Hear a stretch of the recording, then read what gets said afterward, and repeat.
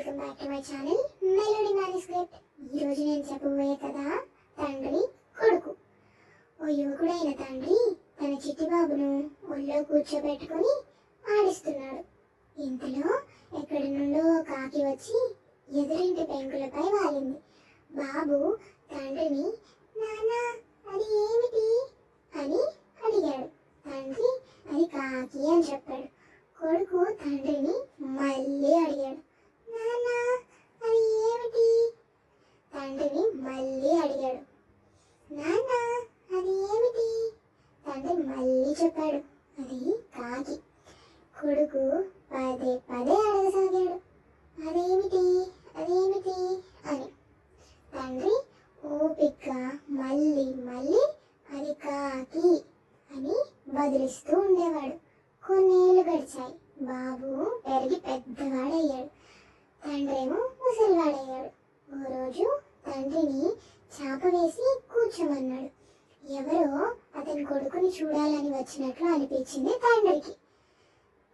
తండ్రి కొడుకును అడిగాడు, ఎవరు బాబు వచ్చింది? కొడుకు వచ్చిన తన పేరు చెప్పాడు. కొంతసేపటికి మరికొందరు వచ్చారు అని అనిపించింది తండ్రికి.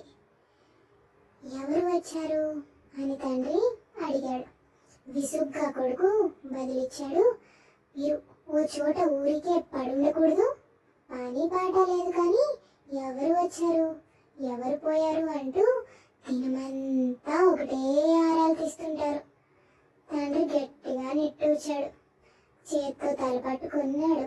ఎంతో బాధతో మెల్లమెల్లగా కొడుకుతో ఇలా అన్నాడు, నేను నిన్ను ఓసారి అడిగితే ఇంతగా విరుచుకుపడుతున్నావే, ఇదేమిటి ఇదేమిటి అని నీవు 100 సార్లు వేధించేవాడివే. నేను నిన్ను ఎప్పుడైనా కసురుకున్నానా? చెప్పు. నేను నీకు ఓపిగ్గా బాబు అది కాకి అని చెప్పేవాడింగా. తల్లిదండ్రులను కసిరేవారు మంచివాళ్ళు కాదు సుమి.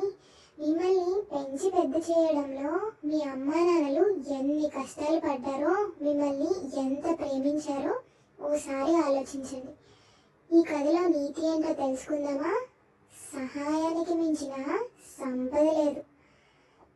తల్లిదండ్రులను గౌరవించండి. Respect your parents. ఈ కథ మీకు నచ్చితే సబ్స్క్రైబ్ చేసుకోండి మరి.